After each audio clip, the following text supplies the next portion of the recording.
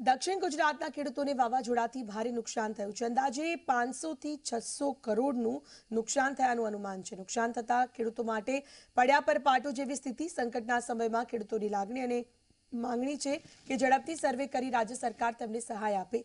તેમના પાકની સરકાર ટેકાના ભાવે ખરીદે તેવી પણ ખેડૂતોની રજૂઆત। ઝી 24 કલાકની ટીમ પહોંચી ખેડૂતોના ખેતર સુધી।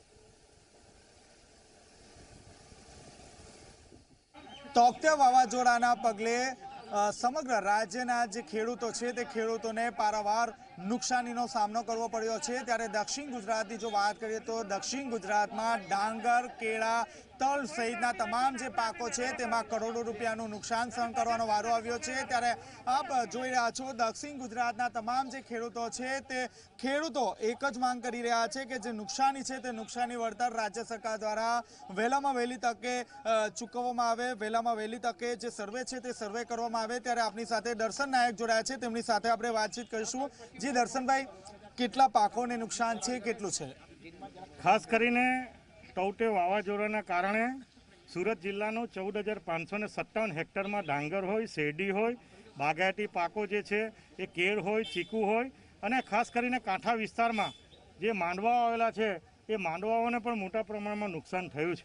અમે છેલ્લા 2 દિવસથી ગામડાનો પ્રવાસ કરીને ખેડૂતોની જે ચિંતા છે એ ચિંતાના અનુસંધાનમાં અમે જે તે જગ્યાએ વારંવાર રજૂઆતો કરીએ છીએ। અમે સરકારશ્રી પાસે એ વિનંતી કરીએ છીએ કે આજે 70% જેટલો પાક જે ડાંગરનો પાક છે ખેડૂતોના ખેતરમાં ઉભેલો છે। શેરડીને પણ મોટા પ્રમાણમાં નુકસાન છે।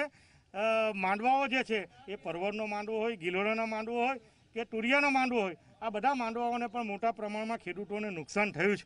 સરકારને વિનંતી એ કરીએ છીએ કે લગભગ આશરે 500 કરોડ રૂપિયાની આસપાસ એ ડાંગરનું લગભગ 150 કરોડનું નુકસાન, શેરડીમાં 100 કરોડનું નુકસાન અને બાગાયતી પાકો જે છે કેરી, ચીકુ અને કેળા એમાં પણ 100 થી 150 કરોડનું નુકસાન છે। એટલે સુરત જિલ્લામાં અને દક્ષિણ ગુજરાતમાં ખાસ કરીને 500 કરોડ રૂપિયાનું આસપાસનું નુકસાન છે।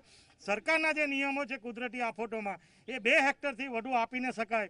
સરકારશ્રીને વિનંતી કરીએ છીએ કે પ્રધાનમંત્રી યોજના હેઠળ જે PM ફંડમાંથી વધારે વધારે રીતે આ રીતે ખેડૂતોને મળે અને જે ડીઝલના ભાવો છે, ખાસ કરીને ખાતરના ભાવો છે અને મજૂરી છે એ આજે ગયા સમય કરતાં ડબલ ગણી જે રીતે ભાવ વધારો થયો છે એના કારણે ખેડૂતોને પાક ઉત્પાદન કરવામાં પણ મોટા પ્રમાણમાં ખર્ચો થયો છે। એટલે સરકારને અમે વિનંતી કરીએ છીએ કે માયબાપ તરીકે જ્યારે ખેડૂતો આખા દેશને જીવાડતા હોય અને GDPમાં ખેડૂતોનો મોટો ફાળો હોય તો આ ખેડૂતો જ્યારે તકલીફમાં છે તો એના ખભા પર હાથ મુકાવીને એને જીવાડવાનો સરકાર પ્રયત્ન કરે, એ જ અમારી ખેડૂતોની લાગણી અને માંગણી છે।